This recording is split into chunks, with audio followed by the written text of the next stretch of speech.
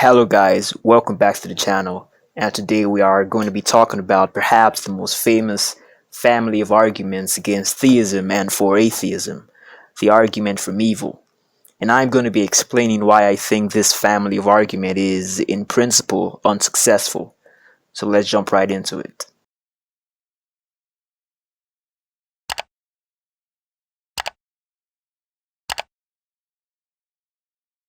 The argument from evil is one of the oldest arguments against theism, and it has taken many forms over the centuries. It has taken a deductive form, as in many formulations of the logical problem of evil. It has also taken an inductive form, as in the various evidential arguments from evil. But one thing all arguments from evil have in common, regardless of their form, is the inference from the existence of evil to the non-existence of a morally perfect God. The underlying intuition that is supposed to warrant this inference is that a morally perfect God would act to reduce the occurrence of evil as much as possible. Now, I will admit that the argument from evil has some force against some conceptions of theism, but it definitely does not work against all forms of perfect being theism, especially not the model of perfect being theism that I shall be proposing. This model can be called the authorial model, and on this model, the relationship between God and the world is analogous to the relationship between an author and his story. So just as everything about a story follows from the rational activity of the author, so too does every fact about reality follow from the rational activity of God. And just as an author transcends their story, so too does God transcend the world, being outside of it and determining everything about it. Admittedly, this model is predicated on the truth of theistic determinism, but it is still a valid way of thinking about the relationship between God and the world. One advantage of this model is that it renders arguments from evil impotent, because if the authorial analogy holds, then inferences from the existence of evil or suffering in the world to the non-existence of a morally perfect God become unwarranted. Think about it. Do we make judgments about the moral character of an author based on the nature of events or characters in their story? For example, when an author writes a dystopian novel with huge amounts of horrendous suffering, do we conclude from that the author is morally imperfect? Of course not.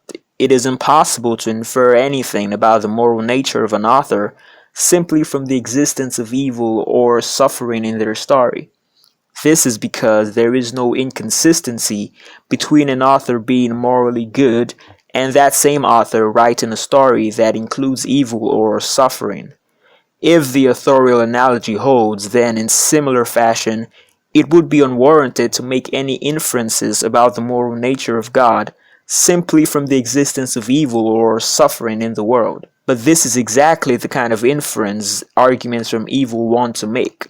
If the authorial analogy holds, then arguments from evil cannot even get off the ground. One possible objection to this line of reasoning is the idea that characters and events in a story are fictional while the people and events in our world are real, and that the reason we don't think authors are evil for writing stories with suffering in it is because the events are fictional. If the same author somehow caused those same events in the real world, then they would be rightly condemned as evil. This objection, though, misses the crucial point that an essential feature of an author-story relation is the metaphysical gap between the author and his story. Fiction and reality are analogous and similar in many ways, but they are ultimately metaphysically distinct.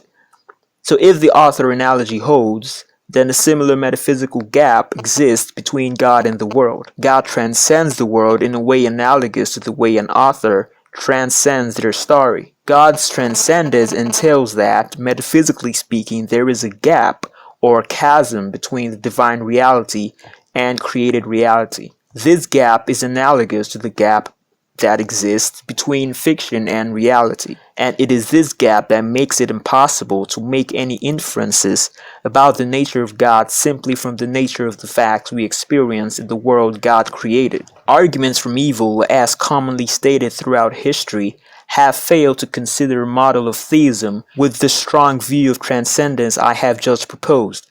The proponents of the argument from evil may point out, however, that this strong view of transcendence would lead to theological skepticism and also undermine natural theological arguments. My response to this is to agree. I agree that divine transcendence entails divine incomprehensibility, and that this, under normal circumstances, would imply that we couldn't know anything about God through any means, including natural theological arguments.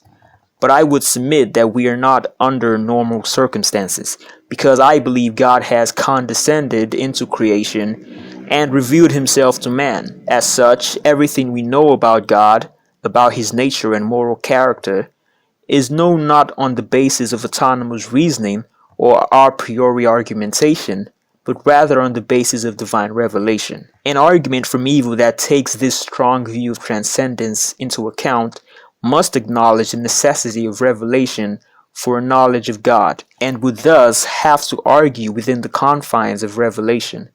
But there is little hope for success for any argument from evil that takes this route, because once we reason from the presupposition of revelation, we see that evil and God are not incompatible. Finally, I must point out that the strong view of transcendence I just proposed here is a minority view amongst Christians. Some of my Christian brothers may consider affirming theistic determinism and forsaking natural theological arguments too high a price to pay for defeating the argument from evil. And I do understand their sentiment. However, I do believe that this view of transcendence is the only one that preserves the integrity of the Christian religion. But that's a topic for another day. Anyways, thanks for watching, guys. I hope you enjoyed the video. Don't forget to like, share, and subscribe so you don't miss out on future videos. I'll see you next time. Bye for now.